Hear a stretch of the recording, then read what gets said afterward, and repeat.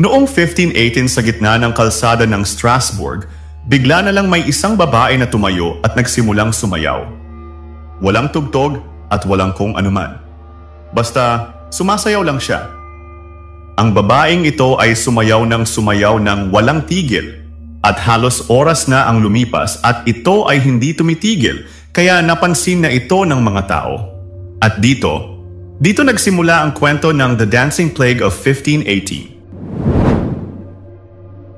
Sa umpisa, natawa lang ang mga tao at inakala lamang na isang kakaibang palabas lamang ito sa gitna ng kalsada. Pero makalipas ang ilang araw, may mga sumunod. Sa una, pasampu-sampu lang, tapos 20 at padagdag ng padagdag hanggang sa dumami na ang mga tao na bigla na lang nakikisayaw. Hindi dahil gusto nila, kundi dahil hindi nila mapigilan ang kanilang katawan. At dito na nagsimula ang takot. May mga nanonood na nagulat sa mga nangyayari, may iba namang naniwala na ito ay isang sumpa. Pero ito ang mas nakakapagtaka. Imbes na pigilan sila, naisip pa ng mga leader ng lungsod na baka gumaling sila kung mas lalo silang magsasayaw.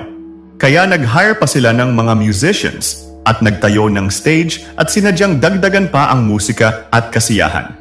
So, ano ang naging resulta? Ang naging resulta ay mas lalo pa itong kumalat. Sa bawat tugtog ng tambol at biolin, mas marami pa lalo ang nahahawa sa pagsasayaw. Araw at gabi silang sumasayaw. Sa ilalim ng init ng araw ay wala silang tigil sa pagsayaw hanggang sa pagkagat ng dilim ay hindi nila makuhang magpahinga. Hanggang sa ang ilan sa mga tao ay tuluyan nangang bumagsak sa lupa. Nahingal at halos maubos na ang lakas. Ang iba naman ay hindi kinaya ang pagod at tuluyan ng binawian ng buhay. Ngayon, ano nga ba ang nangyari? Una, may nagsabi na baka dahil sa fungus sa rye bread na pwedeng magdulot ng hallucinations at convulsion. Pero kung totoo yon, dapat hirap silang gumalaw at hindi sila makakapagsayaw ng tuloy-tuloy ng maraming araw. Ikalawa, mas pinaniniwalaan sa ngayon, ang mass hysteria or collective illness. Kasi noong panahong iyon, sobrang stress ang mga tao, gutom at may takot na nararamdaman. At naniniwala pa sila na baka sumpain ng isang santo ang sinumang hindi sumayaw. At sa sobrang paniniwala nila, ay kumalat ito na parang isang impeksyon. Anyways, hindi lang ito nangyaring minsan. May iba pang mga kaso ng dancing plagues mula 14 hanggang 16 na siglo sa Europe.